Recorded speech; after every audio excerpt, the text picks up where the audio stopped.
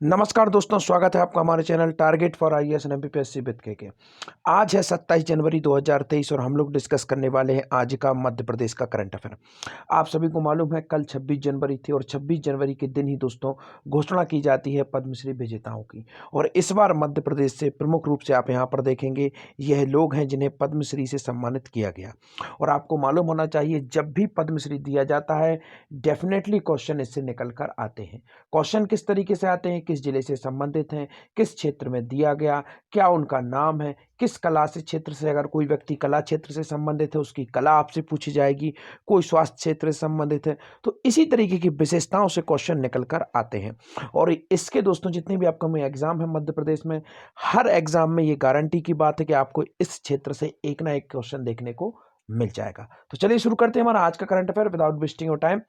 हमारा पहला क्वेश्चन है 2023 में मध्य प्रदेश में कितने लोगों को पद्मश्री सम्मान से सम्मानित किया गया। आपको ऑप्शन नंबर 1 है 4 लोगों को, 5 लोगों को, 2 लोगों को या फिर 6 लोगों को। इसका राइट आंसर है दोस्तों आपका ऑप्शन नंबर 1 4 लोगों को। तो इस बार 2023 में मध्य प्रदेश में दोस्तों कितने लोगों को पद्मश्री सम्मान से सम्मानित किया गया? 4 लोगों को। अब 4 लोग किस प्रकार से हैं दोस्तों? 3 जो लोग हैं, दो तो इंडिविजुअल हैं दोस्तों, और आप लास्ट में देखेंगे 2 लोगों को संयुक्त रूप से दिया गया। इस प्रकार से 4 लोग हो जाते हैं। तो इस फैक्ट को आपको याद रखना है। काफ़ी सारे जो आपको मालूम होना चाहिए, अखबार में अगर आप देखेंगे तो वहाँ पर बताया जाएगा मध्य प्रदेश में 3 पद्मश्री दिए गए। वह टेक्निकली रूप से ठीक है, परंतु लोगों की अगर संख्या काउंट की जाएगी तो 4 होंगे। 2 लोगों को सिंगल सिंगल दिया गया है और 2 लोगों को क्या दिया गया दोस्तों? संयुक्त रूप से दिया गया है। अगर हम पदकों की जो हमारे जो पदक हैं उनकी अगर हम काउंटिंग करेंगे तो 3 आएंगे और लोगों की काउंटिंग करेंगे तो 4 लोग आएंगे, क्योंकि 2 लोगों को क्या किया गया है? संयुक्त रूप से प्रदान किया गया है। इस तरीके से आपको याद रखना है, मध्य प्रदेश में 4 लोगों को पद्मश्री अवार्ड इस बार दिए गए हैं। अब हम देखते हैं किन्हें संयुक्त रूप से दिया गया है। तो कला के क्षेत्र में संयुक्त रूप से दिया गया है। आपका क्वेश्चन में ही एक आंसर हो जाता है दोस्तों कि किस क्षेत्र में संयुक्त रूप से पद्मश्री सम्मान दिया गया है। तो कला क्षेत्र में दोस्तों संयुक्त रूप से क्या दिया गया है? पद्मश्री सम्मान दिया गया है। अब हम देखते हैं कि संयुक्त रूप से पद्मश्री सम्मानित किया गया है कला के क्षेत्र में तो किसे किया गया है। तो आपका ऑप्शन नंबर 1 है श्री रमेश परमार को, श्रीमती शांति परमार को, दोनों को, या फिर इनमें से कोई नहीं। जब संयुक्त रूप से दिया गया तो राइट आंसर क्या होगा? दोनों का, अर्थात श्री रमेश परमार, इसके साथ साथ श्रीमती शांति परमार। काफी ये देखिए इंपॉर्टेंट है, तो इस फैक्ट को भी आपको याद रखना है। किन्हें दिया गया है दोस्तों संयुक्त रूप से? रमेश परमार और शांति परमार। अगर आप लोग चाहें तो आगे चल के मैं आपको इन्हें याद करने की ट्रिकी वीडियो भी बना दूंगा, एक सेपरेट वीडियो बना दूंगा। आप लोग कमेंट सेक्शन में अगर आप लोग चाहते हैं कि हम इसकी जो ट्रिक वाली वीडियो आपको चाहिए है तो जरूर जरूर आप लोग कमेंट सेक्शन में कमेंट करिए। और टेलीग्राम चैनल को ज्वाइन करिए दोस्तों। एक जला एक उत्पाद की ट्रिक मैंने अपलोड कर दी थी पहले, उसको जरूर देखिएगा, काफी अधिक इंपॉर्टेंट हो जाती है। आगे बढ़ते हैं। मेडिसिन के क्षेत्र में किसे पद्मश्री से सम्मानित किया गया? मोस्ट इंपोर्टेंट क्वेश्चन है दोस्तों हमारा आज का यह। तो जो मेडिसिन का क्षेत्र है तो आपको मालूम होना चाहिए कला क्षेत्र में संयुक्त रूप से दिया गया, हमने देख लिया। अब हम देखते हैं जो मेडिसिन का क्षेत्र है इसमें किसे संयुक्त रूप से सम्मानित किया गया। इसे हम लोग दोस्तों चिकित्सा क्षेत्र भी कह सकते हैं। आपका ऑप्शन नंबर 1 है श्री लक्ष्मी नारायण सिंह को, श्री कैलाश सिंह को, डॉक्टर मुनीश्वर चंद्र डावर को, या फिर दुर्गा बाई को। राइट आंसर इसका है दोस्तों आपका ऑप्शन नंबर 3 डॉक्टर मुनीश्वर चंद्र डावर को। इन्होंने दोस्तों किफायती दर पर लोगों को, नाम मात्र की फीस पर लोगों को क्या किया है? ट्रीटमेंट किया है। इसीलिए डॉक्टर मुनीश्वर चंद्र डावर को क्या किया गया है दोस्तों? मेडिसिन के क्षेत्र में क्या दिया गया है? पद्मश्री सम्मान दिया गया है। काफी ये देखिए इंपॉर्टेंट है दोस्तों, इसको जरूर याद रखना है आपको। और दुर्गाबाई का नाम आपको जरूर याद रखना है, इनको पिछली बार दिया गया था, दुर्गा बैराज उनका नाम था, तो इसे भी आपको याद रखना है। गौड़ी चित्रकला से वह संबंधित थी। आगे बढ़ते हैं। डॉक्टर मुनीश्वर चंद्र डावर को मेडिसिन के क्षेत्र में पद्मश्री से सम्मानित किया गया, यह आप सभी को मालूम है, मैं पहले बता चुका हूं। अब यहां पर क्वेश्चन किस तरीके से बनेंगे दोस्तों? नेक्स्ट तरीके के, अगर थोड़ा डीपली जाने की वह कोशिश करेंगे तो वह आपसे पूछेंगे यह किस जिले से संबंधित है, क्योंकि यहां पर केवल केवल चिकित्सा से वह संबंधित है। उनका जो व्यवसाय है, प्रोफेशन है, वो तो हमने पता कर लिया। अब आपसे पूछा जा सकता है किस जिले से संबंधित है। तो आपका ऑप्शन नंबर 1 है जबलपुर से, रतलाम से, ग्वालियर से, या फिर इंदौर से। तो मध्य प्रदेश की कल्चरल कैपिटल जबलपुर से दोस्तों यह संबंधित है, काफी अधिक इंपॉर्टेंट है। जबलपुर से संबंधित कुछ इंपॉर्टेंट फैक्ट आपको बता देना चाहूंगा। 2013 में दोस्तों जबलपुर में ही क्या हुआ था? तीरंदाजी, याद रखिए, तीरंदाजी एकेडमी की क्या हुई थी, स्थापना हुई थी। कहां पर हुई थी, जबलपुर में हुई थी। तो इस फैक्ट को भी आपको याद रखना है।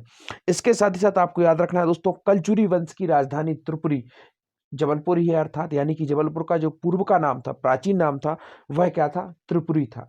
और त्रिपुरी में ही दोस्तों आपको याद रखना है 1939 में कांग्रेस का 52वां अधिवेशन हुआ था। तारीख थी 29 जनवरी। इस फैक्ट को भी आपको याद रखना है, क्योंकि सुभाष चंद्र बोस को इसमें क्या चुना गया था, कांग्रेस का चेयरमैन चुना गया था। और दोस्तों मध्य प्रदेश की आपको यह भी याद रखना है, एकमात्र जिला है जहां पर सुभाष चंद्र बोस को जेल में बंद करा किया गया था। कहां पर, जबलपुर जेल में ही। और जबलपुर जेल का नाम भी सुभाष चंद्र बोस के नाम पर कर दिया गया है और उसमें संग्रहालय बना दिया गया है। इस जेल का नाम सुभाष चंद्र बोस के नाम पर कब किया गया था, 2008 में किया गया था। संग्रहालय हाल ही में 2022 में बना दिया गया था। तो इस फैक्ट को याद रखना है। रतलाम में क्या है दोस्तों, अंगूर अनुसंधान केंद्र है। कहां पर अंगूर अनुसंधान केंद्र, रतलाम में है। तो इस फैक्ट को भी याद रखना है। ग्वालियर सभी को मालूम है 1810 में दोस्तों इसे दौलत राव सिंधिया थे, इनके द्वारा क्या किया गया था, इसे राजधानी बनाया गया था सिंधिया वंश की। इसके साथ ही साथ 525 ईस्वी में याद रखेंगे दोस्तों, सूरज सेन नामक राजा थे। प्रथम बार इस किले का निर्माण इन्हीं के द्वारा किया गया था। तो इस फैक्ट को भी आपको याद रखना है। और हाल ही में लैंड स्केप कार्यक्रम के तहत ओरछा और उसके साथ ग्वालियर दोनों को क्या किया गया है, विश्व धरोहर सूची के अंतर्गत हेरिटेज सिटी के रूप में शामिल कर लिया गया है। और इंदौर सभी को मालूम है लगातार 6 बार स्वच्छता सर्वेक्षण में क्या रहा, टॉप रहा, अर्थात बॉस रहा है लगातार। पूरे भारत में अब इसे स्वच्छता की राजधानी के नाम से भी जाना लगा है। अब बढ़ते हैं नेक्स्ट क्वेश्चन की ओर। श्रीमती जोधैया बाई किस कला से संबंधित हैं? तो आपको याद रखना है, जो श्रीमती जोधैया बाई हैं यह किस कला से संबंधित हैं? आपका ऑप्शन नंबर 1 है बैगा जनजाति कला, गौड़ जनजाति कला, मुड़िया जनजाति कला या फिर भील कला। तो इसका राइट आंसर है दोस्तों आपका ऑप्शन नंबर 1 बैगा जनजाति कला।